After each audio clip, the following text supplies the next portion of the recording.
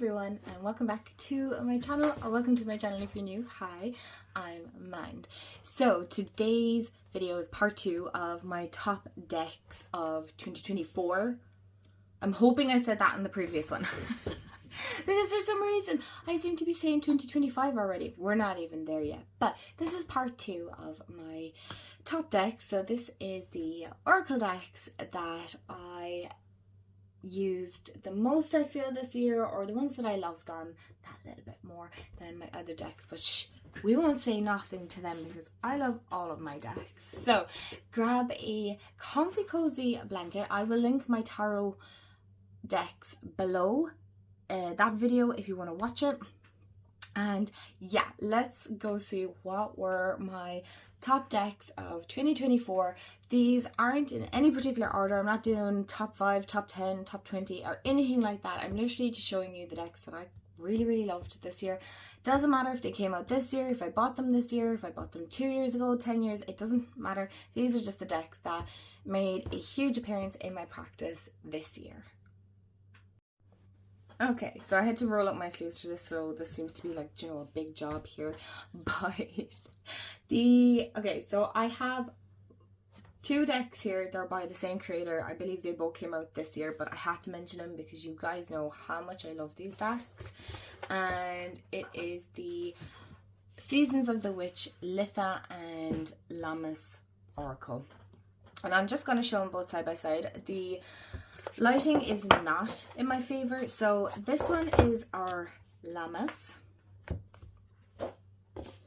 and this one is our Litha, and I feel like the Litha one is probably my favorite, but I used both of them quite a lot this year. I love this collection. I literally have one more deck to get, and then I have the whole series, which is mental to me. Okay, so these are very glossy, so I might actually have to hold them up. I don't know if I can do them side by side because, like I said, the lighting today is not in my favor. 1 second. Oh my gosh. I'm sorry I'm shaking you guys around, and I feel like if I close my blind, it's just going to be too dark. Okay, so I'm going to have to hold up the Llamas Oracle. Jeez, I just think there. So as you can see, we have beautiful green, sage green, olive green. These are incredibly stunning. I love the artwork in this. I wish the Yule Oracle was in this artwork personally. That's just a personal preference. It's nothing against the artist that did the Yule Oracle, but I kind of just wanted them all to be of the similar artwork. But listen, they're all gorgeous and I love them regardless, but I really feel these sit perfect if you're looking for seasonal decks. Of course, you know I love my crystals, so this is like a no-brainer. But I started with the Samhain, and then I got the Yule, and then I don't know what other ones came out after, so I was dedicated to the cause at this stage. I was like, I'm getting this now. I did hear, apparently, are they bringing out a tarot deck? Are the same creators bringing out a tarot deck of the Seasons of the Witch? But I think it's like a combination of all the seasons. I think. I hope so. I hope it isn't all like a series again, because my bank account, please don't do that. So that's the Llamas one. And this is the Litha one. And I think the last one is the Ostara, which I'm looking forward to. I can't wait. I believe we say Lunasa here, but which is Llamas. I think a lot of people say Llamas, maybe because Lunasa is, if you look at it phonically, you couldn't sound it out, to be honest. I suppose this isn't a dig at anyone, but I suppose it's kind of like the same as Samhain. Like if you phonically sound it out, I can get where you're getting Samhain from, because yes, phonically that sounds right, but no, that's just not how it's pronounced. But it's the same with Lunasa. Yeah, I don't know how people pronounce it. Like, that's irrelevant, but what I'm saying is I can understand it, because if you look at it, it just looks like a whole jumble of words and like, what the heck. So anyway, off on a different tangent, but yeah, these are, I just love these so much, and I'm looking forward to spring already. No, I'm loving winter at the moment. Alright, so we have another two by the same creator. I think one came out this year and I got one last year, I'm not sure. Is the Rose Oracle by Rebecca Campbell and the Ancient Stones by Rebecca Campbell. Oh my gosh, I love her decks, okay? I feel like a lot of people either love them or they don't like them. I'm not going to say hate here, but they're definitely an acquired, well, not even an acquired taste, but I definitely feel like some people will resonate with what she's saying and others won't. I can appreciate it. I resonate with it. Makes sense to me because I feel like that's kind of the way I lean into things and how I see things as well. So this is the Ancient Stones. Oh my gosh, I don't know, is this my favourite deck completely out of hers? I just love that. That's given like Sheila Nahig vibes. I just love that. And I just love the earthiness of this. The artwork is all pretty similar. It has that kind of celestial. This is more grounded though, obviously with Ancient Stones, but very pastel, very divine feminine lean to it. I really like it. And I love the imagery, and you could pull these cards and see a different symbol every time. Like I love the fact that like Newgrange is here as well. It's just stunning. I don't really have anything else to say about it. Hagstone. I actually have a Hagstone. Hold on. Ta-da, I'm back. I actually have a few of them, but this is the one that's on my altar. So that's pretty cool. I know I have a smaller Hagstone somewhere around there. Ah, there you go.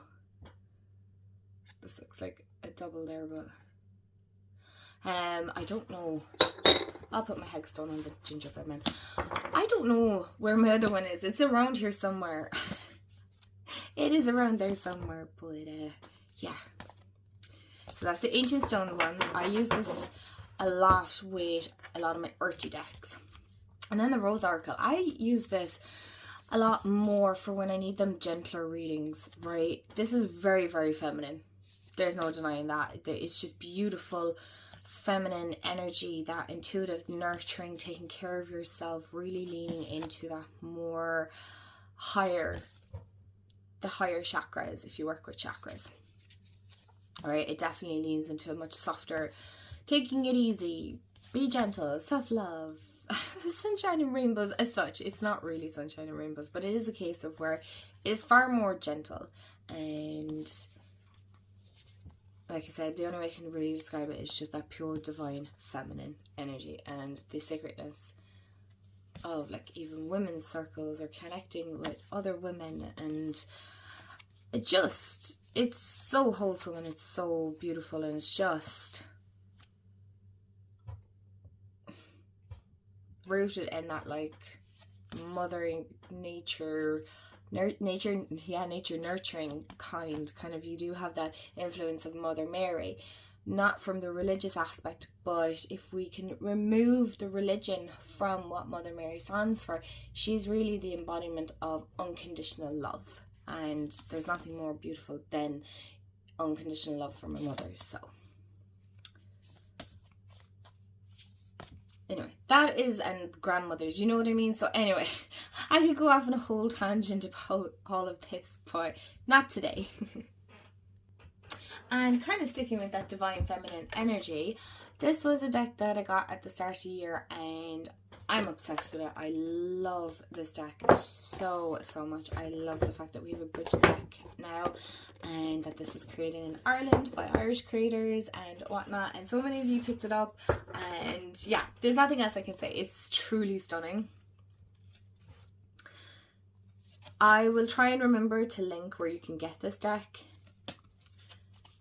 but it is by Moonmana, and do I need to say any more about this deck? It is a deck that I reach for quite a lot. Not so much in the darker months, because I feel like it isn't an energy that I lean into. It's more like spring summer deck for me.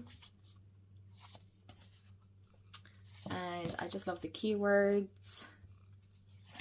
And the imagery. It's just beautiful. I don't think there's anything else I can say. It's just one that I did work with quite a lot, just to tune into that kind of gorgeous energy of Brigid and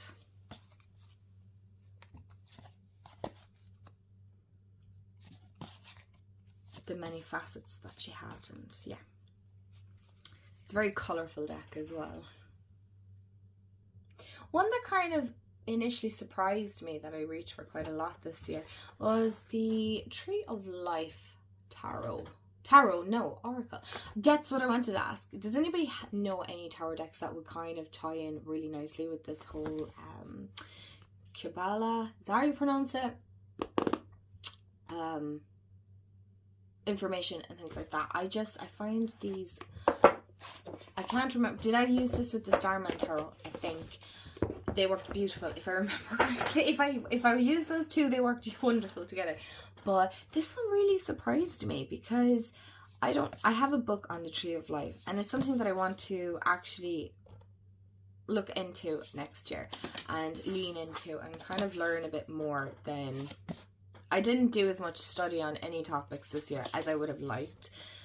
Apart from tarot, like I did a bit more tarot study, but again, it's just, I suppose this year has been like one of the busiest years,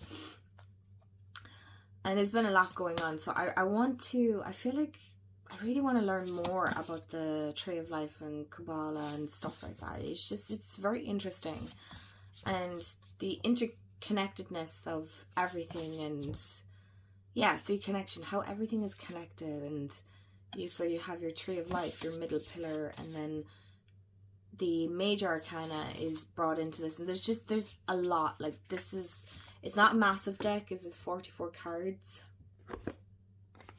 Why do they not write it on? It's probably on the front. 44 cards, yeah. But it's chock full with information. It's beautiful, and I want to learn more. I want to know more.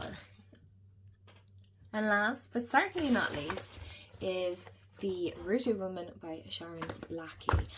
Oh my gosh, my poor little deck fell off the fucking unit or the shelf and got squished. But anyway, that doesn't hinder her work and how she performed. Oh look, here we have Sheila Nahig.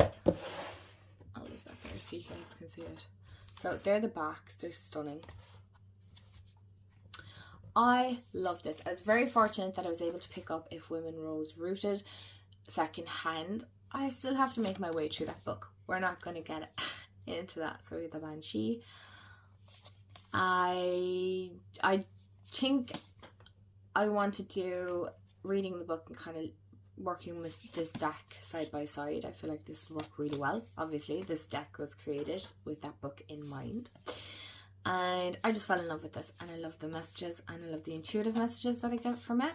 I love the guidebook messages that I get, and I love reading the stories that are in the book If Women Rose Rooted as well. So I definitely want to lean more into it. I might start it over Christmas. I don't know. I have like 110 ideas that I'd like to do over Christmas, but sure, you know yourself, you only get to so much, so it's just so precious. So you can see there's a huge leaning towards divine feminine energy and connectedness and connecting with nature and connecting with the earth as it is and the animals and how everything is connected and how it just goes so much further than we could ever imagine. So oh, the Morgan. I just love this. I could just look at these forever. It's very muted, but it's beautiful at the same time. It's colourful, but it's not. Oh, it's just, yeah, I love it. So that is my top decks of 2024. I would love to hear what your top decks of 2024 were. What ones did you work with the most? Or maybe you bought decks that you loved or you didn't love, or any of the above. Let me know. I'd love to hear. Did you work with any of these decks that are mentioned? I'd love to know. So thanks so much if you've watched to the end. I appreciate you all so much, and I hope you have a wonderful day, afternoon, evening, wherever you are in the world, and I will see you all in the next video. Bye guys.